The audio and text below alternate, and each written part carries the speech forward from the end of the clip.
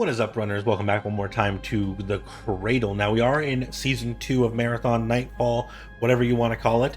The Cradle is a replacement to how we used to do stats in the factions. They were upgrades that we bought, and you had to level up the factions and give them different materials to upgrade your stats at 20 at a time. The Cradle is a bit of a better implementation of that. So let's talk about how it works, how you interact with it, what you get out of it, and what you should be doing to maximize it. So first off, if you want to access the Cradle, you got to go to Shell Select, and then you press the space bar here. I don't know what it is for console or anything to access the Cradle. For some reason, you can't access it from the main menu. Maybe later on we'll get that added to there.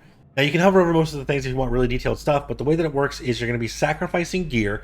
So instead of selling it for money, you're going to stack it for XP to your Cradle XP bar here. And every time you rank up your XP bar, you're going to get 1 point of this weave worm energy stuff. And each square in these upgrade lines that you see, like strength, recharge, dexterity, is going to be worth 1 upgrade point. So for example, I have gotten 3 points and I put them all into endurance here. I'm going to go ahead and pull them out real quick. It is totally free to go ahead and pull points out. So putting them in, putting it out, you can do whatever you want if you are changing characters, or you're changing your maps, or you're changing your loadout, or you're going to be trying to get different perk upgrades, like we'll talk about later. You can just go ahead and rip points out and move them back in.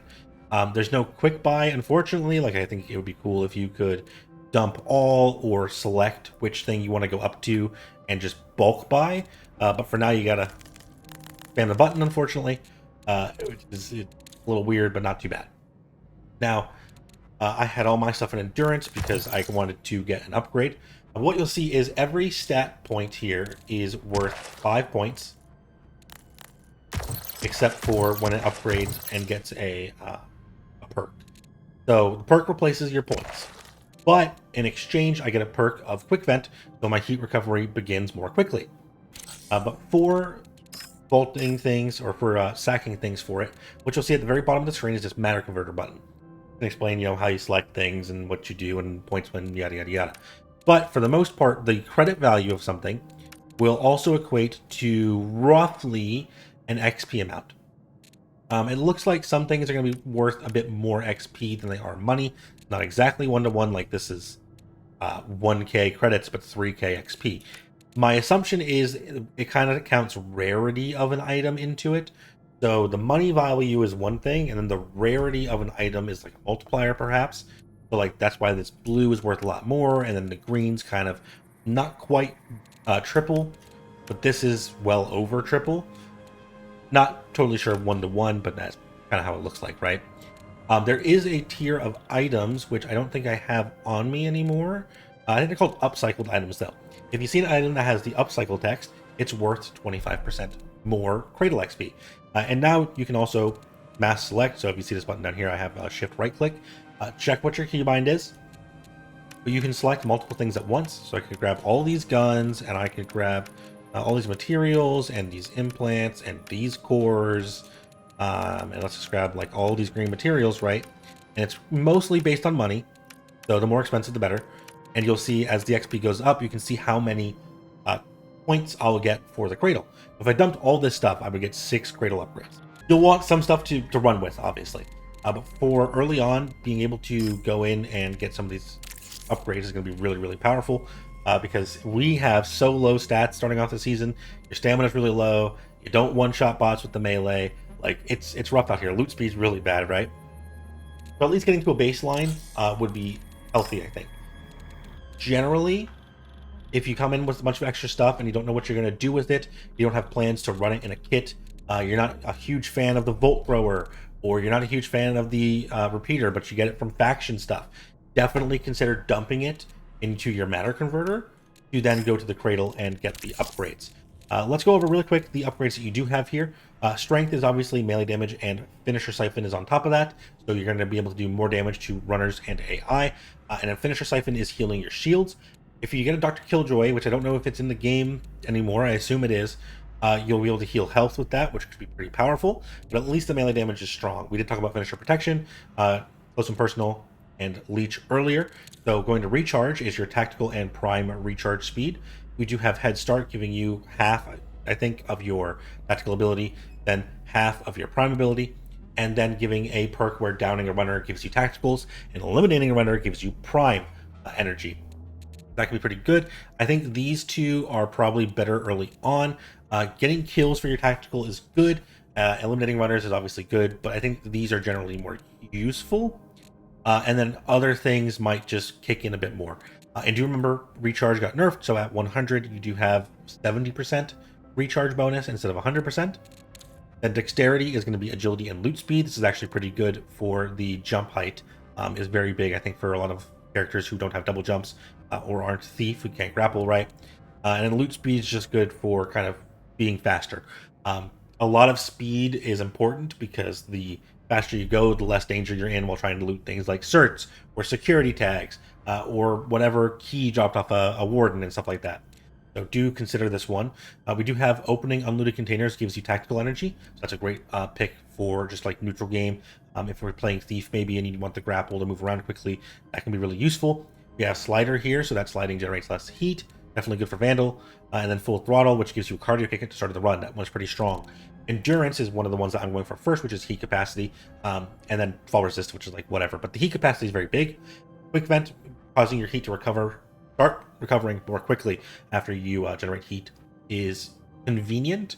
And we have such small heat bars off rip that I kind of really want to build into that, because the faster you move, the more quickly you can get to all the events and all the high money things. Heat dissipation is also very good, which makes you recover heat more quickly. And then heat purge, where killing an enemy reduces your heat buildup. Probably pretty good if you're running by somewhere and you stop by some UESC and you just shoot UESC and it eats some of your heat. That can be pretty good. Not super important, I don't think. I mean, you're going to be going for the stat points very high here. Like if you get up to this point and you don't take the last one, I wouldn't blame you personally. Now, support is revive speed and ping duration. Ping duration, for the most part, whatever. Like sometimes, yes, is it useful for it to last longer on Blackbird? Kind of. Is it useful if you're using Thief Drone? Sure. Not pivotal. Revive speed, very big, because it is your self-repair, your self-res speed, if you're using a self-res, and your speed to revive teammates. And it's slow at the start, so definitely very good. We have Tad Boost, which is whatever, increases your Tad AoE. Factory Reset, reviving a crew member restores health over time. That sounds pretty good, giving you a bit of a easier way to heal that doesn't require actual items. And Optimal Support, increasing the amount of health your downed allies recover when you revive them. So even more healing when you revive people. That can be pretty powerful. I'm interested to see how that would affect something like Cryo or late game PvP. But since it's health and not shields, it doesn't really scale with your shields. Just making your revives better, though, is good enough. Now, resistance is hardware firewall and self-repair speed. Self-repair speed is the speed that your healing items heal you. No longer is it a passive heal. That was changed kind of when Season 1 came out. Still, good stat to have. Hardware and firewall are like reducing the time of debuffs on you, which is good. But if you bring kits, you don't really need it as much. Kind of whatever on the hardware and firewall. Self-repair speed is pretty good, though. Gap Factory lets you last and down but not out longer, which is fine. House 84 Resist gives you reduced damage from Ticks, Lightning, and Heat Cascade hazards, which is actually good. Ticks do negligible damage, but it's annoying. Heat Cascade, similar thing, kind of annoying. Lightning, most people avoid. But knowing you have the reduced damage can make it, in certain cases, where you just run past things and can save you sound and time, not having to go kill ticks, or being able to avoid the Heat Cascade, just running through it. Could be useful. And then Field Medic is your medical consumables take less time to use. That's actually really big. So kind of whatever for the first one. Decent middle tier one, really good endgame one. Similarly with support, the endgame last two are really good. Endurance is good all the way, I think. Dexterity is probably good up until Slider at least. Recharge is just generally good. And then Strength, I think, is very strong. So personally, I'd recommend going kind of into Endurance and then Strength. Then maybe Dexterity for jump height. It's going to depend. Whenever you start one-shotting bots with your light attack, you can probably give up on Strength and move into Dexterity. But I like having Strength to melee UESC. Meleeing UESC is quiet, it's fast, and usually it's safer, which means you're going to fight less PvP, so you're not going to be jumped as often. But obviously, do whatever you like, depending on the character that you're running. Maybe you have a different thing that you want to do. Be sure to be on the lookout for those upsell items, the upcycle, upcycle items that will give you more Cradle XP, because you definitely want to be dumping those. And I guess if it's a weapon, if it works the way that the money increasing stuff used to work, if you drop a high tier attachment on an upcycle item, it should increase how much rep that gives as well, because it will count as part of the item. Things like the sponsor kits you can't convert, unfortunately, but things like your blue and purple mats that you might not be using right now, if you're not going to sell them for money, highly consider turning those into the matter converter, because we're actually seeing a lot of these blue materials since they increased how many spawn in stacks. So you're actually going to have quite a good bit of XP. Like just these, which I probably got in one game, are 2 more upgrades to the Cradle right now, which early on is good to have some of those. That is the Cradle upgrades and how it works. Do remember to like stay on top of this and actually dump stuff when you can. When if your vault's getting full and you're not able to use everything and you just keep winning, start dumping stuff. Whether that be weapons, whether that be materials. If you're finding tons and tons of materials, like just dump them. Do let me know what upgrades you're going to be chasing in the Cradle, and if you think the system is better than it used to be. I think it is, because it has opened up factions quite a bit more. Do be on the lookout for our next video coming up, and I will see you all again very, very soon.